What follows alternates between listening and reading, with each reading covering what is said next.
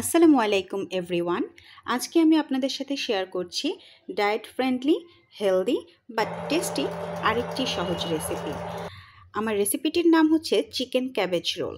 প্রথমে আমি একটি পাত্রে 250 গ্রাম মতো চিকেন ব্রেস্ট এবং হাফ টি স্পুন লবণ এবং হাফ টি স্পুন গোলমরিচ এবং 1 টিস্পুন পরিমাণ আদা রসুন বাটা দিয়ে বয়েল করে নিচ্ছি।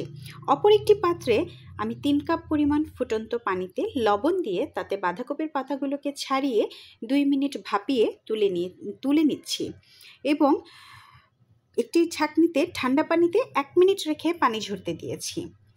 এর পর্যায়ে আমি এখানে একটি পাত্রে বয়েল করা চিকেনের সাথে হাফ কাপ গাজর কুচি, হাফ কাপ পেঁয়াজ কুচি, কাঁচামরিচ প্রয়োজন মতো এবং হাফ টিস্পুন গোলমরিচ গুঁড়া, লবণ এবং সাথে দিয়েছি সামান্য ধনেপাতা। একসাথে ভালো করে মেখে বাঁধাকপির পাতার মধ্যে স্টাফ রেখে রোল শেপ দিয়ে একটি রোলের মতো করে তৈরি করে নিচ্ছি। আপনারা দেখতে পাচ্ছেন ভিডিওতে আমি কিভাবে এটি তৈরি করেছি।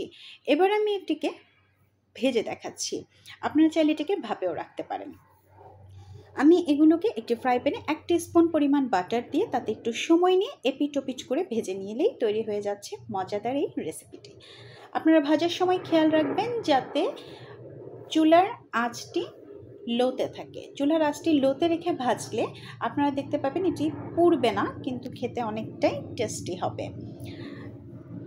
এই খাবারটি তৈরি করার সময় আপনারা আরেকটি জিনিস মাথায় রাখবেন, সেটি হচ্ছে এটা কিন্তু আমি একসাথে তৈরি করে সার্ভ করার পূর্ব পর্যন্ত অবশ্যই আমি এটিকে ফ্রিজে রেখেছিলাম। Thanks for watching. প্লিজ আপনারা আমার ভিডিওটি লাইক করবেন, শেয়ার করবেন এবং কমেন্টস করবেন। আলহামদুলিল্লাহ।